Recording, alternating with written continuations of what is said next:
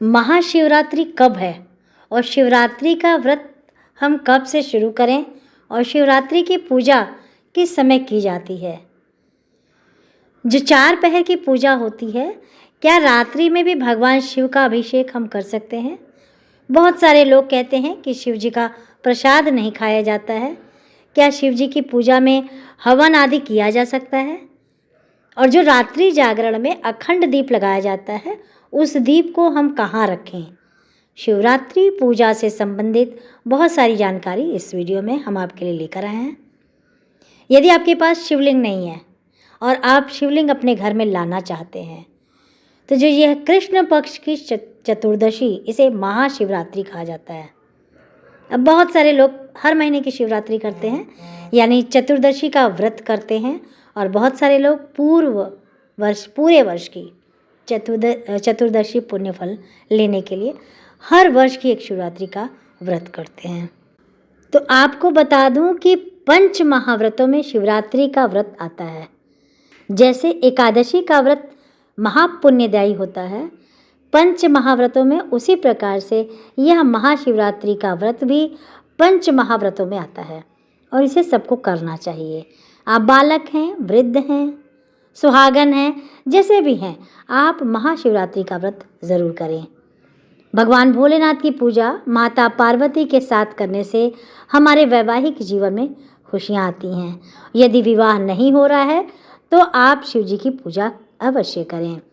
भगवान शिव को आप एक पीले पुष्पों की माला, श्रृंगार की सामग्री, पीले चंदन, अपनी मनोकामना ज़रूर बोलें उनके सामने।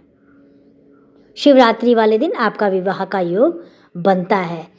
माता पार्वती और भगवान शिव का आशीर्वाद मिलता है। तो अब महाशिवरात्रि का व्रत हम कब करें।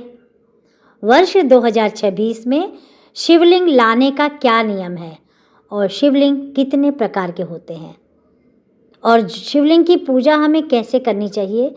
देर ना करते हुए अपनी वीडियो की शुरुआत करते हैं। तो आप सभी को महाशिवरात्रि की ढेरों शुभकामनाएं।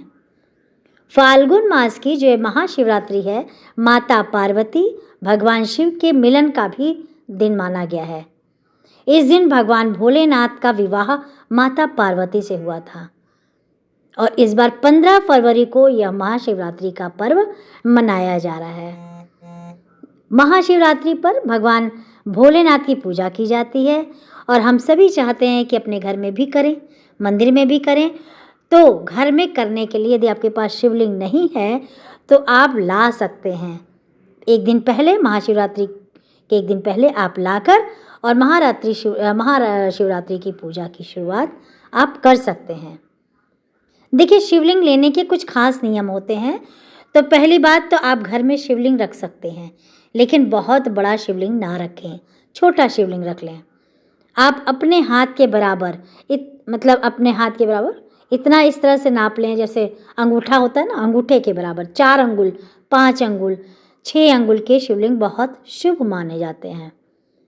छोटे से छोटे शिवलिंग हम रखेंगे, वह हमारे ज़्यादा कल्याणकारी होगा।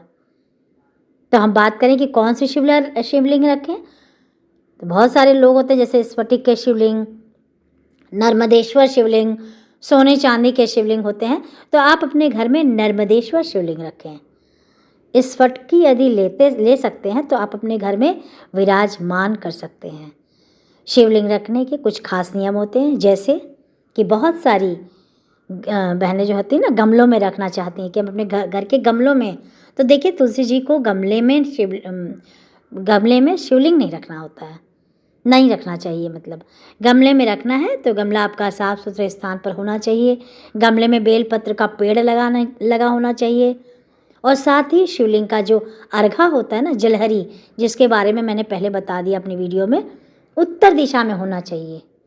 वहाँ के आसपास में कोई कूड़ा करकट या वस्त्र, यानी कि आप कपड़े फैलाते हों, उसका पानी टपकता हो, यह सारी चीज़ों का हमें विशेष ध्यान रखना होता है। और हर दिन शिव की पूजा हम कर सकते हैं। जैसे कि महाशिवरात्रि है, इस पर 4 पहर की पूजा की जाती है।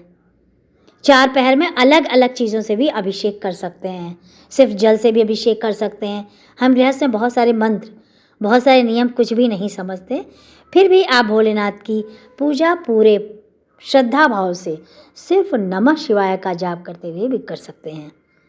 वो आपके लिए कल्याणकारी ही होगा। शिव जी की पूजा जो है 8 पहर करते हैं, है ना, की जाती है। वहाँ पे पूजा धूप आदि किया जाता है। वहाँ की साफ़ सफाई का विशेष ध्यान रखना होता है। शाम को जल चढ़ाने से मना किया जाता है। ऐसा नहीं कि हमारे शास्त्रों में मना है कि रात्रि के समय जल नहीं चढ़ा सकते हैं। भगवान शिव का मंदिर हर जगह है और जगह जगह पर आप जैसे बंद है इसलिए होता है कि वहाँ पे सोने चांदी के रहते हैं, इसलिए बंद किया जाता है। लोग चोरी कर लेते हैं, इस सुरक्षा के कारण उसको बंद रखते हैं। वरना जो मंदिर होते हैं वो हमेशा ही खुले रहते हैं। वहाँ पर हर समय दिन हो या रात्रि हो पूजा मंत्र का उच्चारण, अभिषेक सब कुछ कर सकते हैं। इसमें कोई दोष नहीं लगता। अभी रात्रि हो गई है और शिवरात्रि है, तो शिवरात्रि जैसे नवरात्रि तो रात्रि का महत्व अधिक है और रात्रि जागरण का भी होता है। तो दोस्तों जागरण हम सभी तो नहीं कर पाते हैं, लेकिन दिन से अधिक महत्वता जागरण का है। और जागरण में ऐसा नहीं कि बैठकर फालतू बातें करना।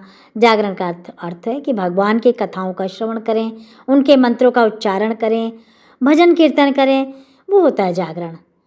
तो बहुत सारी तिथियां ऐसी होती हैं जब हम जागरण नहीं कर पाते, उस समय आप एक अखंड दीप जरूर लगाएं। जैसे महाशिवरात्रि 15 फरवरी को है, तो आप इस दिन एक अखंड दीप जरूर लगाएं। अखंड दीप में आप चाहे तिल का तेल डालें, चाहे घी, शुद्ध घी भी डाल सकते हैं। अपने पूजा मंदिर में यह आप रख सकते हैं, आपके लिए ज़्यादा कल्याणकारी होगा। और व्रत की बात हम करें तो पूजा तक तो आपको व्रत करना ही है, यानी जब तक आपकी पूजा ना हो तब तक आप सात्विक फलाहार ले सकते हैं। यदि व्रत नहीं रखने में सक्षम है तो साधारण भोजन भी आप ले सकते हैं। ठीक है, आपके स्वास्थ्य का ज़रूर अपना ध्यान रखिए। तो शिवरात्रि का व्रत में उद्यापन भी नहीं किया जाता। जैसे कि आपके मन में आता है कि हम अक्सर व्रत का उद्यापन करना बहुत ज़रूरी है, पूर्णिमा व्रत हो गया या किसी देवी देवता के निमित्त व्रत करते हैं, लेकिन 4 व्रत ऐसे होते हैं जिसका उद्यापन नहीं किया जाता, जिनमें प्रमुख है महाशिवरात्रि का व्रत। इसमें उद्यापन करने की ज़रूरत नहीं है, आप व्रत करते रहिए। जब आपका स्वास्थ्य अच्छा नहीं है तो आप व्रत छोड़ सकते हैं। इतना अच्छा व्रत है। अब व्रत में बहुत सारे लोग तो निर्जला भी रखते हैं, यानी कि जब तक माता पार्वती का विवाह नहीं हो जाता तो मंदिरों में पूरा आयोजन होता है, उनके पाँव पूजते हैं, कन्यादान करते हैं, जैसे तुलसी विवाह के समय होता है। तो इस तरह से भाव से लोग कन्यादान के लिए पार्वती के निमित्त व्रत करते हैं। बहुत सारे लोग कहते हैं कि हम शंकर जी की बाराती हैं, यानी कि शाम के समय दिन भर व्रत रखेंगे तो और शाम को बारात में जाकर भोजन करेंगे। तो ऐसा अपना अपना मान्यताएं लोग बना लेते हैं, लेकिन आप अपना स्वास्थ्य पहले देखिए, उसके बाद अपनी श्रद्धा के अनुसार पूजा पाठ व्रत उपास कर सकते हैं। भगवान भोलेनाथ का अभिषेक जल से, दूध से, पंचामृत से या फिर फलों के रस से भी किया जाता है। अलग अलग फलों के रस से अभिषेक करने से अलग अलग कामनाएं भी पूर्ण हो जाती हैं। और हम अखंडित चावल चढ़ाते हैं, हम काले तिल का अक्षत चढ़ाते हैं। भगवान भोलेनाथ की प्रसन्नता के लिए हम बेल पत्र भी चढ़ाते हैं। तो और भगवान भोलेनाथ को प्रेम से अर्पित करने का प्रयास करते हैं। शिवरात्रि के दिन गन्ने के रस से शुक्ल यजुर्वेद के मंत्रों से अभिषेक करने से धन की वृद्धि होती है, माता लक्ष्मी प्रसन्न होती हैं, यदि आप शिवालय जाकर पूर्ण श्रद्धा भाव से अभिषेक करते हैं तो इस तरीके से छोटी छोटी बातों का ध्यान रखते हुए महाशिवरात्रि का व्रत बिना उद्यापन किए, बिना किसी तामझाम के आप कर सकते हैं। आपको पुण्य फल की प्राप्ति होगी। और दोस्तों, शिवलिंग से जुड़ी और भी जानकारी हम आगे समय समय पर देते रहते हैं और दिया भी है, तो वीडियो लेकर आते रहेंगे।